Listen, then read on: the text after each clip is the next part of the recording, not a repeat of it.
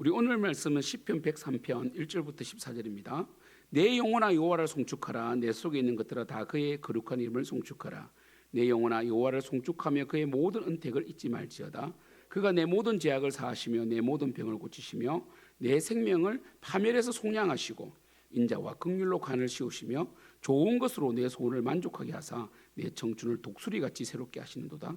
여호와께서 공의로운 일을 행하시며 억압당하는 모든 자를 위하여 심판하시는도다. 그의 행위를 모세에게 그의 행사를 이스라엘 자손에게 알리셨도다. 여호와는 긍휼이 많으시고 은혜로우시며 노하기를 더디하시고 인자하심이 풍부하시도다. 자주 경책하지 아니하시며 노를 영원히 품지 아니하시리로다. 우리의 죄를 따라 우리를 처벌하지는 아니하시며 우리의 죄악을 따라 우리에게 그대로 갚지는 아니하셨으니 이는 하늘이 땅에서 높음 같이 그를 경외하는 자에게 그의 인자하심이 크심이로다. 동이 서에서 먼 것 같이 우리의 죄가를 우리에게서 멀리 옮기셨으며 아버지가 자식을 긍휼히 여긴 같이 여호와께서는 자기를 경외하는 자를 긍휼히 여기시나니 이는 그가 우리의 체질을 아시며 우리가 단지 먼지뿐임을 기억하심이로다. 아멘. 우리 시편 103편은 이 1절이 유명하죠. 내 영혼아 여호와를 송축하라. 내 속에 있는 것들아 다 그의 거룩한 이름을 송축하라. 우리가 보통 우리 시편으로 찬송을 많이 만들어야 된다 이런 말씀 들어보셨죠. 그런 측면에서 시편 103편 1절은 찬송 가사로 많이 인용이 되는 유명한 구절입니다. 특별히 여기에서 내 영혼아 여호와를 송축하라 되는데 이것은 내 속에 있는 것들이다. 그러니까 전인격적으로 하나님의 거룩한 이름을 송축하라. 그래서 우리 시편을 볼 때 꼭 기억해야 될 것은 시편 저자가 무엇을 송축하는가, 그러니까 하나님의 속성 중에 무엇을 송축하는가가 중요한데 바로 오늘 시편 103편의 저자는 다윗은 여호와의 거룩한 이름을 송축하라는 거예요. 그러니까 이 하나님의 거룩하심, 이 하나님의 거룩하심은 우리의 속죄와도 연결돼 있죠, 그죠? 그래서 우리가 이 죄 있는 우리가 하나님께로 가기 위해서는 이 거룩하신 하나님께서 우리의 죄를 사하여 주셔야 되거든요. 그럼 우리 인간이 이 하나님을 흉내낼 수가 없죠. 왜냐하면 하나님은 거룩하시기 때문에 우리 죄인된 우리는 하나님을 흉내낼 수가 없기 때문에 하나님을 송축하는 것입니다. 특별히 우리가 우리 초대교회 때 예수 그리스도의 죽음을 이 사탄 배상설이라고 주장한 적이 있었어요. 그래서 뭐냐면 이 사탄에게 이 예수님께서 배상을 했다는 거예요. 그럼 이게 뭡니까? 그럼 마치 사탄이 뭐길래 예수님께서 하나님께서 사탄에게 배상을 하느냐는 거죠. 그래서 굉장히 잘못된 이 이론이었거든요. 그것을 깬 사람이 안셀무스입니다. 안셀무스는 만족수를 주장했어요. 만족수는 뭐냐면 사탄에게 배상한 것이 아니라 인간이 하나님께 죄를 지었잖아요, 아담이. 그래서 이 하나님의 노를 예수님께서 만족시켜 주셨다는 거예요.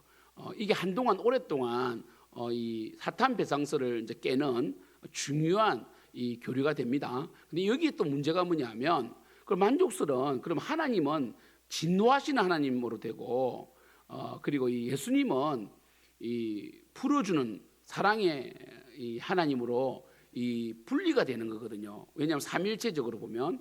그래서 이 하나님을 너무 진노하신 하나님, 화만 내신 하나님으로 잘못 그릴 수 있어가지고 그래서 이 종교개혁 때는 뭡니까? 이 속죄설이 나오고 속죄, 그러니까 이 대속설이 나오는 거죠. 그래서 이 우리의 죄값을 치른 거지. 하나님께 예수님께서 오셔서 우리의 죄값을 치른 그저 이렇게 이제 정리가 되었는데 결국 이 거룩이란 이 하나님의 성품은 정말 우리가 하나님과 피조물을 구분지을 뿐 아니라 우리가 하나님께로 갈 수 있는 그 길이 하나님을 통해서 열릴 수밖에 없다. 우리 인간으로는 절대로 하나님께 도달할 수 없다는 것을 전제하는 거잖아요, 그죠? 그래서 우리는 하나님의 거룩한 이름을 송축하는 겁니다. 이 거룩하신 하나님이 정말 우리와 함께할 수 없으신 하나님께서 우리와 함께하시기 위하여 어떻게 하셨습니까? 2절에 은혜를 베푸신 거죠. 그래서 그의 모든 은택을 잊지 말지어다. 하나님께서 우리가 무엇이간데 천사로 하여금 우리 믿는 자들을 섬기게 하셨을 뿐 아니라 우리에게 속죄 사역을 하셨잖아요, 그죠? 그래서 그 은혜를 잊지 말라는 거예요. 우리 택하심을 은혜로 택함 받은 것을 잊지 말라. 그래서 구체적으로 3절에서는 내 모든 죄악을 사하시며 내 모든 병을 고치신다. 그 당시 구약은 죄와 병이 연결되어 있었어요. 지금도 마찬가지죠. 우리가 정신적인 것, 이 스트레스가 모든 질병의 원인이 지금도 많습니다.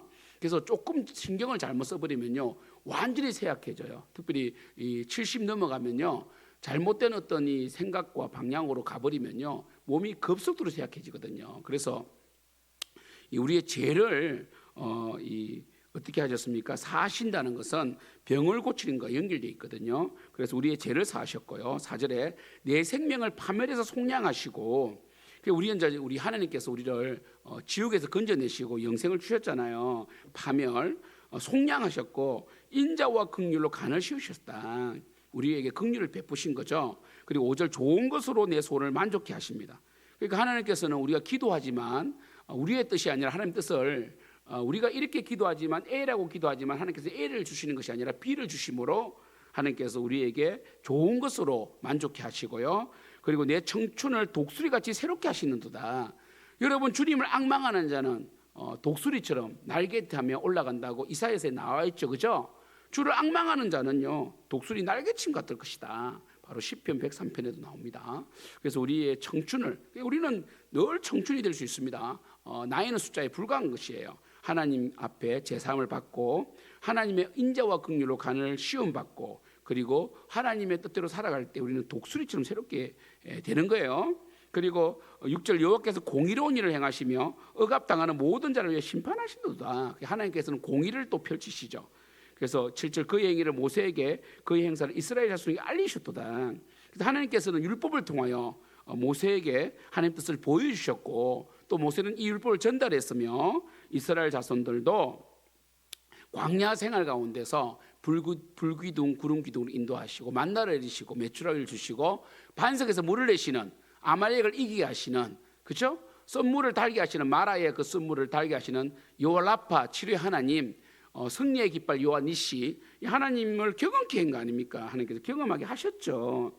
그래서 이 8절 보면 그러나 이스라엘 백성들은 늘 반역을 했고 하나님을 10번이나 시험했다고 가데스 바네아 정탐 사건에서 말씀하셨어요.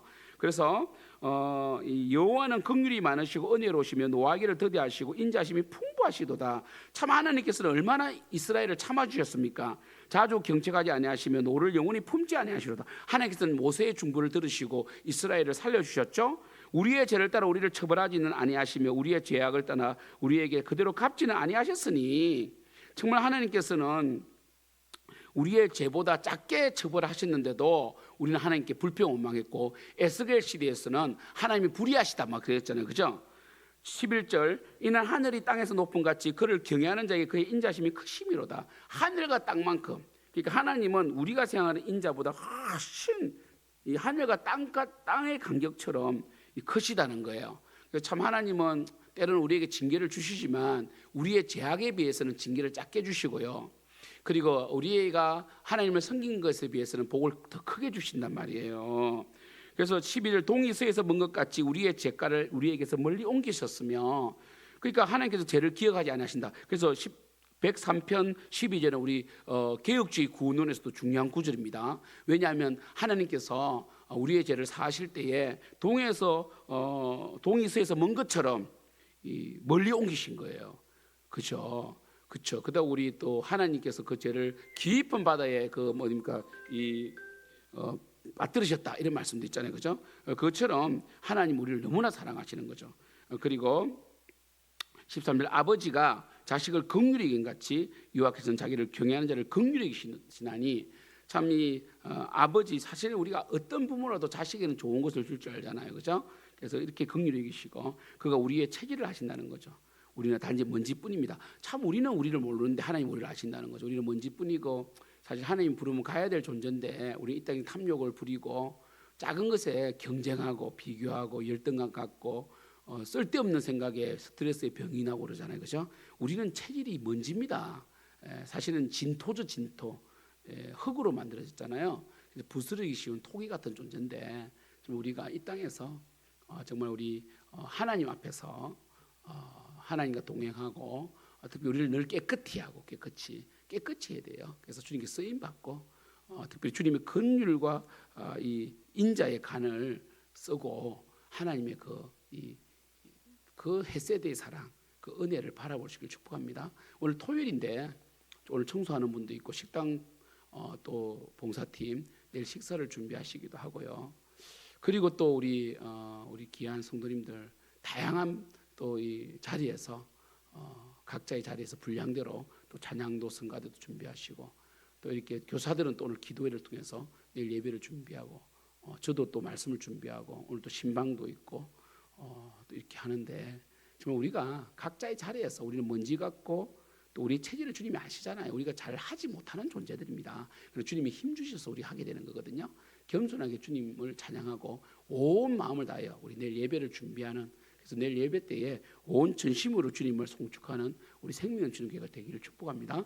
기도하겠습니다. 하나님 아버지 감사합니다. 온 마음으로 온 몸으로 주님을 찬양하고 높입니다.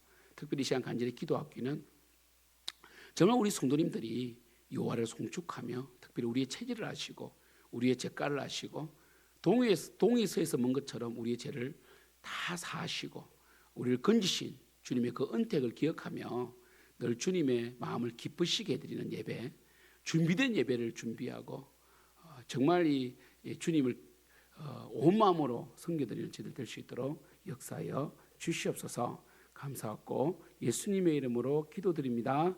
아멘.